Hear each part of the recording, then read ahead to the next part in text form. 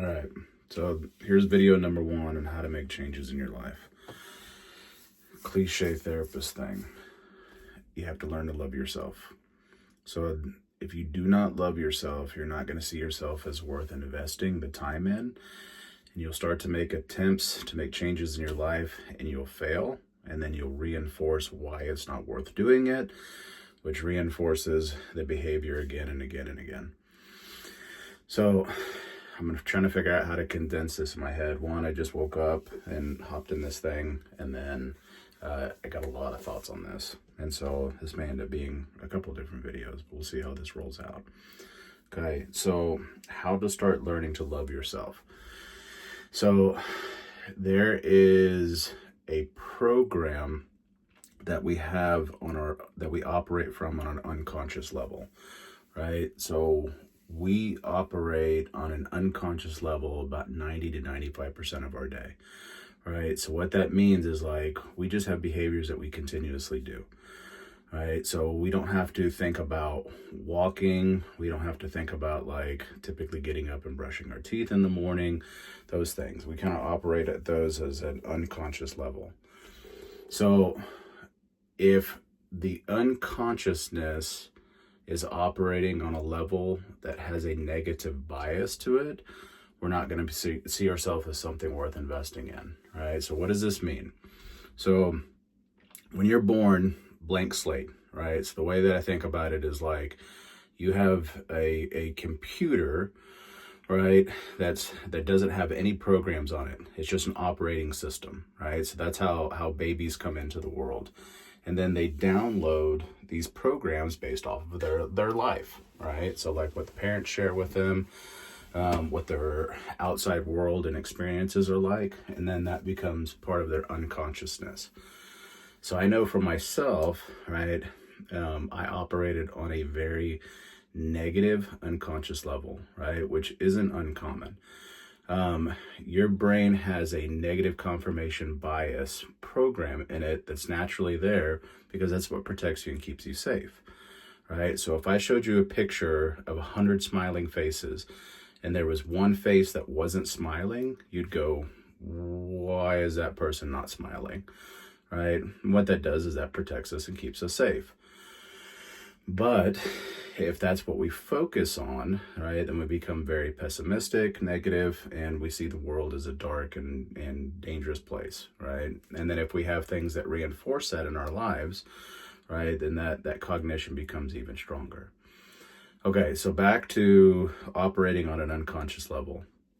So for myself, right, my negative self-talk was that basically there was a black cloud that followed me around and made my life difficult and challenging all the time, right? So if there was a cognition I used to say, if something bad's going to happen, it's going to happen to me, right? And I firmly believe this, that like if something bad was going to happen, I'm getting ready to go fishing for the day, right? It starts raining outside, of course, right? I was going to go fishing, and so it started raining.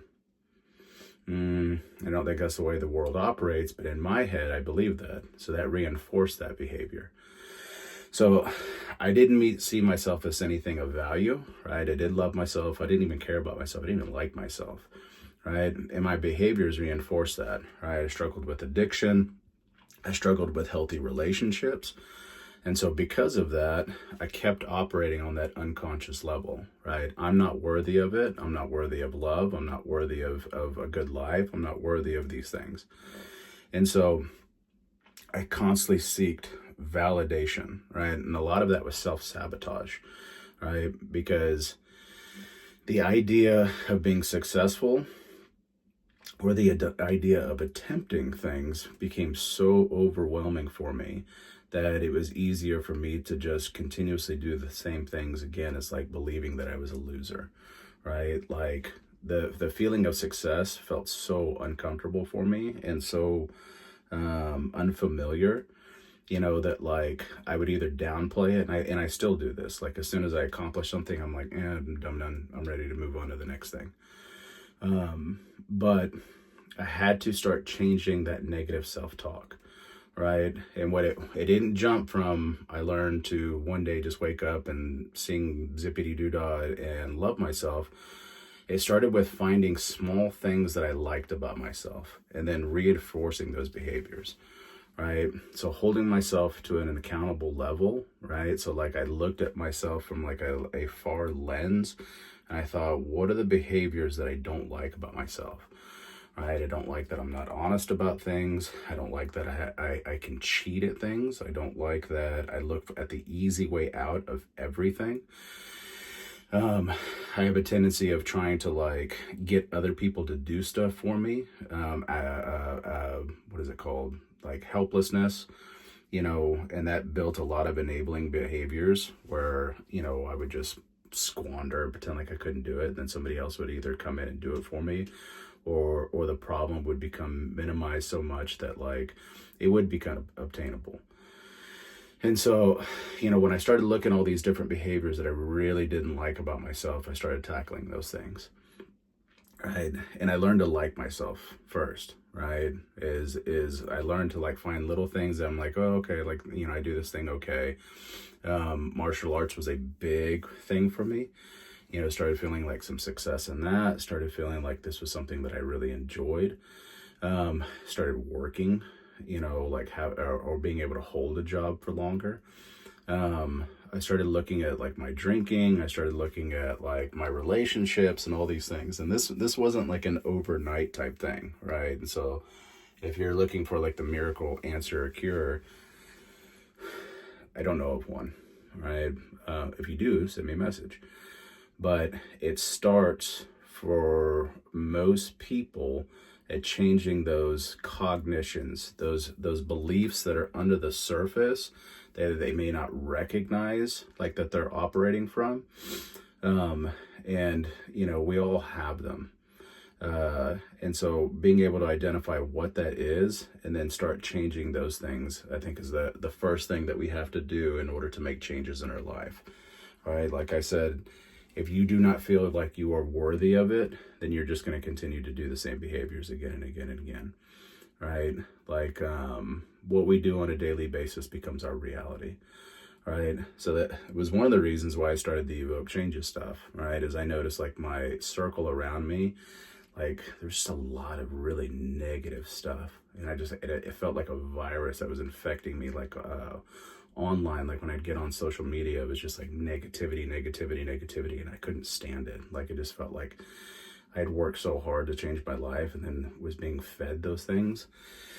So I started putting out more positive messages. If you go on my Instagram page, I try to daily put out something positive. If I find something on my feed that I think is worth sharing with people, then I'll put that on there. But you want to start changing what you're mentally processing and ingesting on a daily basis. And like I said, what we tell ourselves on a daily basis becomes a reality. If you tell yourself that you are not worthy of something, you're not going to invest in it. And so you have to start with those little small things to make those changes. If you have any questions about it, you can always shoot me a message and I'll try to get back to you about it. Also, I am a therapist in Texas, Montana. My caseload's pretty full, but I always have some daytime availability if it's something you want to work on with me. Reach out to me and let me know.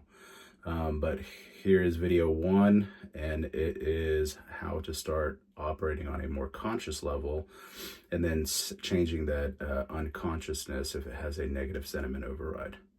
All right, it's Monday. Have a good week, and I will see you next week.